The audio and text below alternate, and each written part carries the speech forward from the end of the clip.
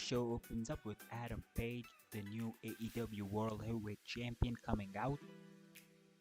Adam Page says that he is going to carry the company into the future, and as long as he is the AEW World Heavyweight Champion, AEW will always be the #1 wrestling promotion, not only in the United States, but all over the world.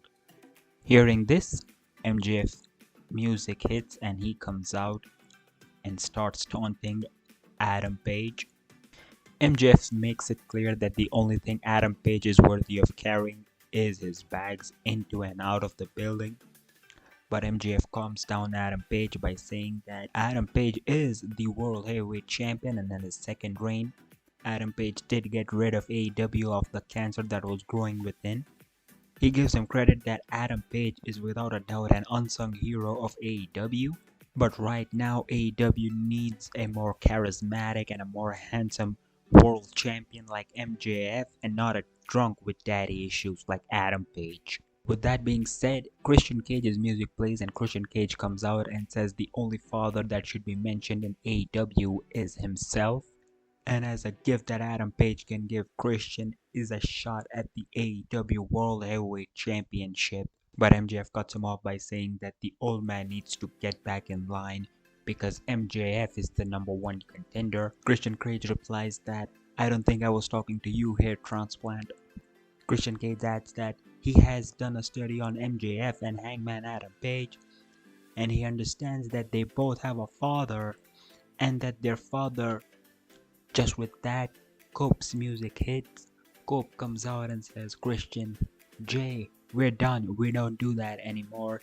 And he says that the only one person that will be challenging Adam Page for the World Heavyweight Championship is Cope. MJF annoyed at the fact that Cope can claim the #1 contendership. MJF questions what has Cope ever done, or who has Cope ever beaten in AEW apart from his buddy Christian Cage, that he claims that he can be the #1 contender for the AEW World Heavyweight Championship. Cope says that if MJF keeps talking, he's gonna transfer him to Turkey for another hair transplant. But with that, Jon Moxley's music hits and he comes out through the crowd and he stands within the crowd and says that if someone belongs in the World Heavyweight Championship picture, it is Jon Moxley, as Jon Moxley is the face of AEW. Adam Page says that he is the hot thing around here and everybody wants a piece of Adam Page. And being the World Heavyweight Champion, he's going to use his powers and he's going to make a main event for tonight.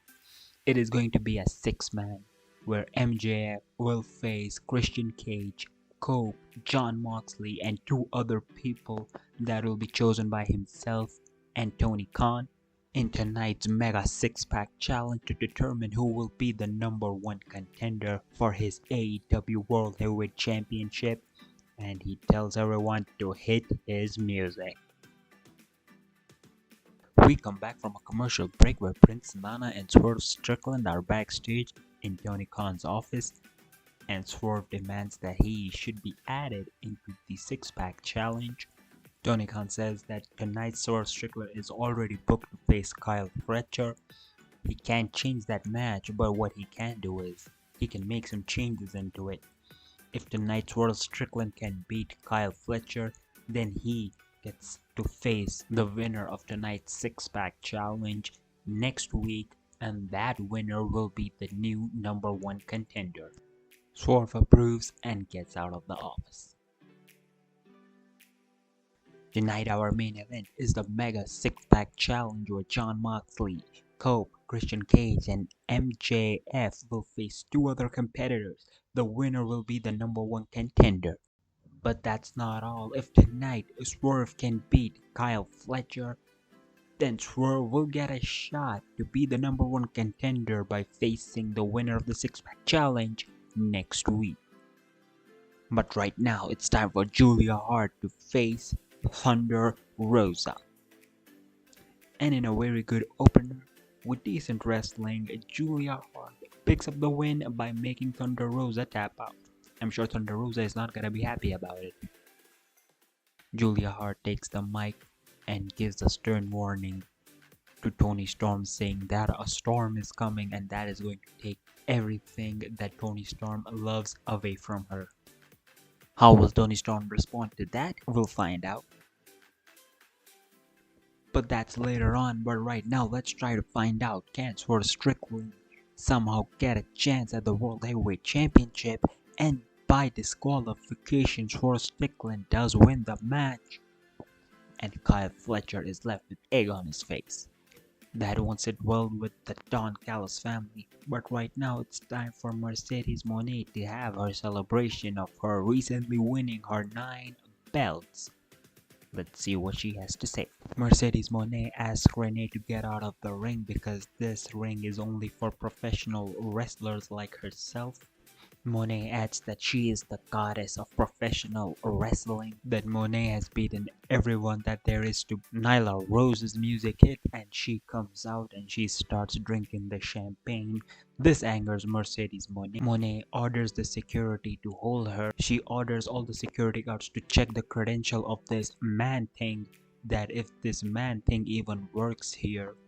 She orders the security to take Nyla Rose to the back while she dances and celebrates in the ring. Now that is going to stir up some controversy and we'll be right back.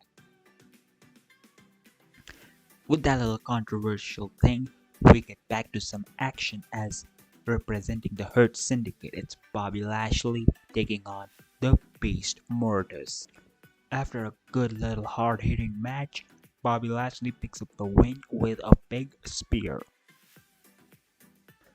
Post-match, MVP takes the mic and tells Tony Khan just because this clown face is banging Mercedes Moné in the back doesn't mean he's on the level of Bobby Lashley. He continues to add that if the Hurt Syndicate are not shown the level of respect that they deserve and that they have earned after all these years in the business, they're gonna show Tony Khan right now what is going to happen, and let this be a prime example. MVP signals for someone to come out from the back. Out comes Shelton Benjamin and Bobby Lashley along with Shelton Benjamin pummel Beast Mortals to the ground. With that, the Hurt Syndicate celebrate and leave Beast Mortals bloodied. We come back from commercial break as Jon Moxley's hype video plays, where he says that he is not liking the direction that AEW is headed in right now. He says that he is the face and the ace of AEW. He is the heart and soul of this company, and he will give his last drop of blood to see AEW be the #1 thing in the sports of professional wrestling. Moxley makes it clear that he is out to bring honor and prestige back into professional wrestling, and the goal starts with him recapturing the AEW World Heavyweight Championship. Because our main event for tonight is Jon Moxley versus Cope versus Christian Cage versus MJF and 2 other people that Hangman Adam Page and Tony Khan will select. Backstage we see Hangman Adam Page pulling up a chair and sitting in front of a monitor with a beer in his hand, and he gets a phone call with someone where he states, "Yes, my anger is in complete control, there is nothing to worry about." And our main event is on the way. It's Cope, it's Christian Cage, it's MJF, it's Jon Moxley, and Samoa Joe and Darby Allin have been picked by Tony Khan and Hangman Adam Page respectively, and let's see who wins the match. And Cope is the one that picks up the win by pinning Darby Allin. Christian shakes Cope's hand and he leaves the ring while Edge celebrates. And with that, we end the show with an overall rating of 88. The game actually thinks it's a good show, and if you have made it this far, let me know what you thought of the show by commenting down below. We got a rating of 1.40. My god, how AEW wishes they had these numbers. Tony Khan, I mean, give me a call, I can do this. And that is our distribution breakdown. Let's meet at the new episode.